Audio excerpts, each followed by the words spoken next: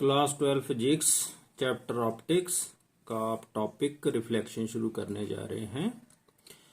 जो 10th class के chapter में भी हैं उसमें भी कुछ हम टॉपिक्स पहले रिवाइज कर लेते हैं जो आपने पढ़े हैं। पहला काम है व्हाट इज रिफ्लेक्शन। जैसे जे प्लेन मिरर है, जे इंसिडेंट रे है, जे रिफ्लेक्टेड रे है, जे एंगल ऑफ इंसिडेंस है that is angle of reflection है दैट इज नॉर्मल। जो बीच में लाइन है perpendicular to the mirror that is normal. अब जो what is reflection, when a light travelling in a medium, ये मीडियम है जहां दो मीडियम बन गए ना, ये मीडियम है ऊपर, तो ये है mirror. When a light in a medium traveling in a medium strikes a polished surface and goes back into the same medium, उसी मीडियम में आ गई वापस, obeying a certain laws, this phenomena is known as the reflection। अगर light कोई भी है travel कर रही है एक मीडियम में, आप जब किसी पॉलिश सरफेस से स्ट्राइक करती है उसी मीडियम में वापस गुजर जाती है, जो सर्टेन लॉज है उसे ओबे करते हुए, तो उसे कह देते हैं रिफ्लेक्शन। अब आ गई वारी what are the laws of reflection. Laws of reflection, laws of reflection में जे इंसिडेंट रे, जे जो नॉर्मल है, all reflected ray, these lie in the same plane, एक ही प्लेन में होने चाहिए, और angle of incidence should be equal to angle of reflection. Angle of incidence should be equal to angle of reflection. Angle of incidence को I से लिखते हैं, एंगल ऑफ रिफ्लेक्शन को आर से, एंगल आर से। आगे आगे regular and diffused reflection. What is regular reflection? Reflection, regular reflection होती है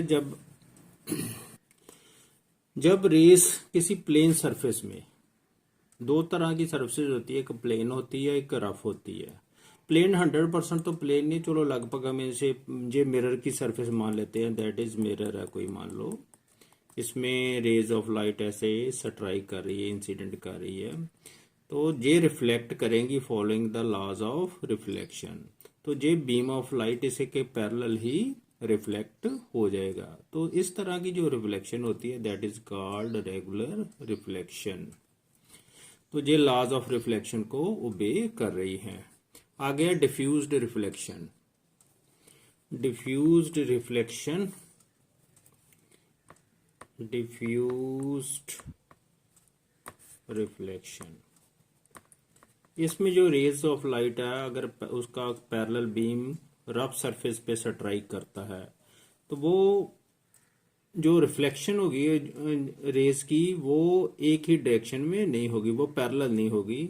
एक डायरेक्शन इधर चलेगी, एक एंगल इधर चला गया, एक रे इधर चलेगी, एक इधर चलेगी, तो डिफरेंट डायरेक्शन में ये रेज रिफ्लेक्ट होंगी। तो ऐसी जो रिफ्लेक्शन उसे हम बोल देते हैं डिफ्यूज्ड रिफ्लेक्शन।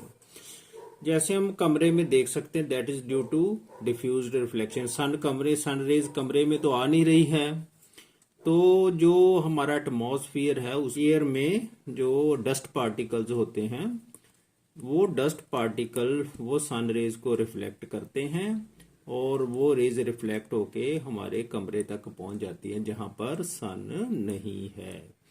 इसलिए ये इसका मतलब जो हम, अगर मान लो डस्ट पार्टिकल नहीं हो, डिफ्यूज्ड रिफ्लेक्शन नहीं होगी, तो कमरे में बिल्कुल अंधेरा ही होगा, जो कमरा है उसके अंदर अंधेरा ही होगा।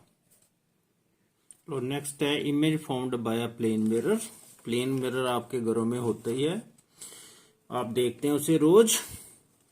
ये मान लो ऑब्जेक्ट है ओ इन फ्रंट ऑफ मिरर, तो इसमें रेज जो स्ट्राइक करती हैं ऐसे इसके ऊपर, तो जो इमेज बनता है इस तरफ बनेगा, तो ये स्ट्राइक करके इधर पास करेंगी, रिफ्लेक्ट होंगी, और वर्चुअल इमेज इधर बनेगा जहां मीट करेंगी ऐसे। तो जहां पर बन गया इमेज, ये इमेज उतनी ही दूरी पर होगा जितनी ये दूरी है, उतनी ही दूरी पर ये इमेज होगा। और ये वर्चुअल इमेज होगा, सेम साइज का इमेज होगा और लेटरली इन्वर्टेड होगा। लेटरली इन्वर्टेड का मीन्स होता है भी जो राइट साइड है वो appears on the left hand side and left hand side appears on the right hand side. आपने एम्बुलेंस में देखा होगा, जो एम्बुलेंस जाती है उसके ना उल्ट लिखा होता है, ई इधर होता है और सारा लेटरली इन्वर्टेड लिखा होता है, ताकि जब आप मिरर से देखें तो आपको एम्बुलेंस सीधी मिरर से नजर आए, तो आप उसे साइड दे सकें एम्बुलेंस को पहले, ताकि वो क्रॉस कर जाए। तो ये कुछ करेक्टरिस्टिक्स थी। जितना इमेज आगे ऑब्जेक्ट आगे होगा उतना ही इमेज पीछे बनेगा। कहने का मतलब तो अगर इसे ए रख देना, ओ ए इक्वल टू ए आई के बराबर होता है।